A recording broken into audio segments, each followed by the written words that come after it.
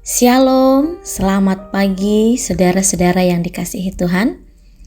Pagi hari ini kita akan bersama-sama membaca dan merenungkan firman Tuhan. Mari kita berdoa. Sungguh besar kasih setiamu Tuhan yang memberkati dan memelihara kami pagi hari ini. Kami bersyukur Tuhan boleh memberkati kami dengan hari yang baru. Terima kasih untuk kesempatan yang indah Tuhan berikan buat kami untuk menjalani sepanjang hari ini. Sebelum kami melangkah dalam aktivitas kami memohon berkat Tuhan lewat perenungan firman Tuhan pagi hari ini. Berikan kami pengertian akan firman Tuhan, Roh Kudus yang menguasai hati dan pikiran kami. Dalam nama Tuhan Yesus Kristus kami berdoa. Amin. Saudara-saudara yang terkasih, kita akan membaca firman Tuhan pagi hari ini dari Kejadian 28 ayat 15 sampai 16. Firman Tuhan akan kita renungkan dengan judul Kasih dan Pertolongan Tuhan. Demikian firman Tuhan. Ingatlah, aku akan melindungi engkau dan menolongmu kemana saja engkau pergi. Lalu aku akan membawa engkau kembali ke negeri ini. Aku tidak akan meninggalkan engkau sehingga aku sudah melakukan segala sesuatu yang kujanjikan kepadamu. Kemudian Yakub bangun dan berkata, Tuhan ada di sini, di tempat ini, tetapi baru sekarang aku mengetahuinya.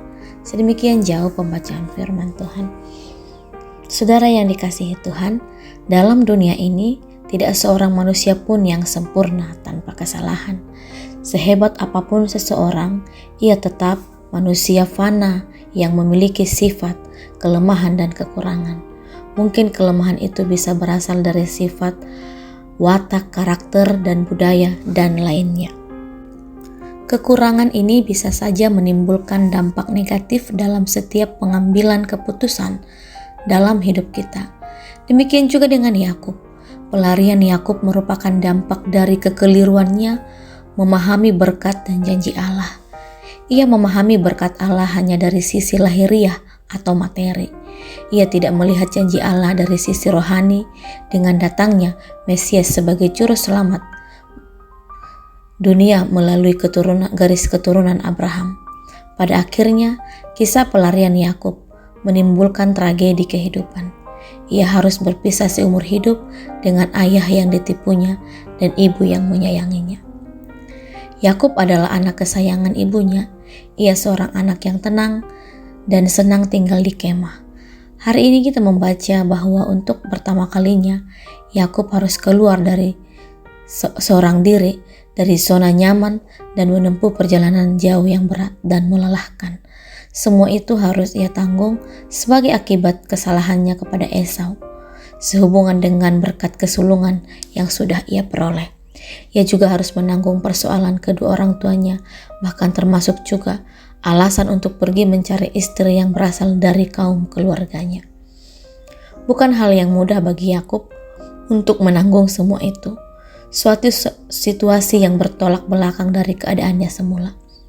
Sudah tentu kumpulan perasaan berkecamuk dalam dirinya, mengiringi langkah-langkahnya. Dari mana ia mendapatkan kasih dan pertolongan di tengah-tengah perjalanannya? Inilah awal karya Allah atas hidup Yakub secara pribadi.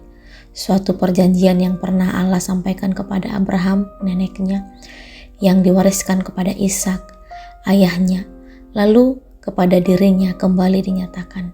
Sebelum Yakub mengenal Tuhan lebih dalam, Tuhan memperkenalkan dirinya dan memberikan janjinya untuk menyertai, melindungi, dan akan membawa ia kembali ke negerinya. Tuhan tidak akan meninggalkannya serta tetap melakukan apa yang dijanjikannya. Secara fisik, Yakub kelelahan, tetapi secara rohani, ia mendapat kasih dan pertolongan Tuhan. Rasa takut Yakub berganti menjadi rasa takut hormat akan kehadiran Allah. Tanda hormat akan Tuhan dinyatakan Yakub dengan mendirikan tugu, menuang minyak, dan bernazar. Kehadiran Tuhan akan membawa kita lebih menghargai dan menghormati Dia. Ini bisa terjadi karena adanya momentum pertemuan kita secara pribadi dengan Tuhan.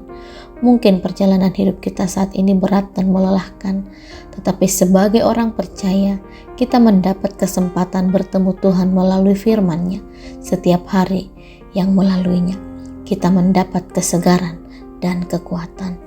Amin. Mari kita berdoa. Terima kasih Tuhan untuk firman-Mu yang Engkau nyatakan buat kami pagi hari ini, bahwa dalam situasi apapun, dalam kesulitan apapun, kasih dan pertolongan Tuhan tetap Engkau nyatakan dalam kehidupan kami. Terima kasih untuk firman-Mu Bapa, berkati kami sepanjang hari ini. Dalam nama Tuhan Yesus kami berdoa.